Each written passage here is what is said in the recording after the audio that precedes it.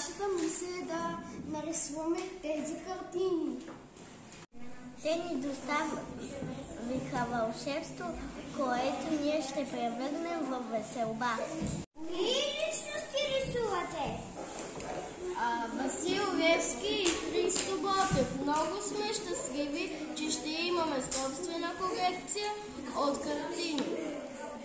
Какво мислите да правите с картините? С една част от тях ще си направим колекция, а с втората ще направим търг и останалите парички ще ги дадем за дарение.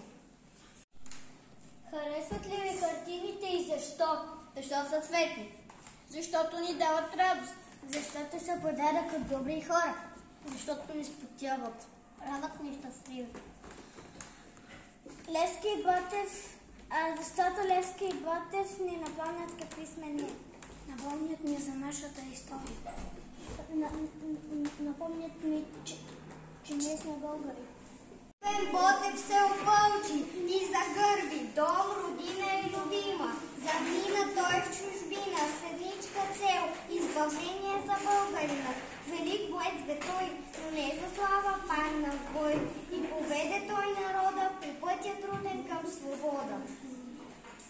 Левски, верен вожд народен, смел апостол и храбрец, предан чист и благороден, за правдив живот борец.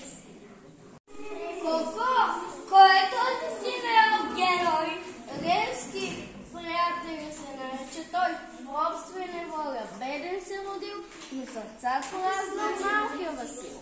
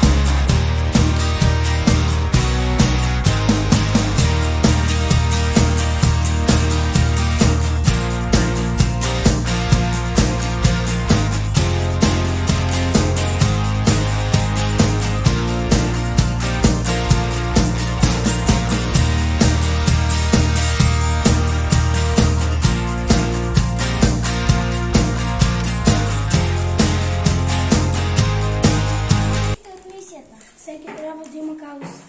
Всеки трябва да помага, защото доброто се връща. Заедно сме по-силни. Ако има надежда, има и бъдеще.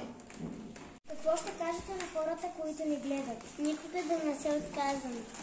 Да сме благодарни за това, с това, което имаме.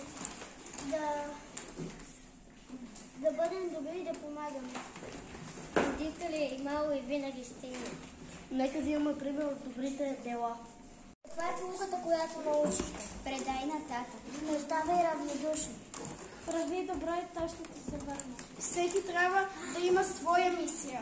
Независимо колко си голям, можеш да помагаш. Понякога малките деца са по-големи от възрастните. За доброто се говори, защото то е заразно.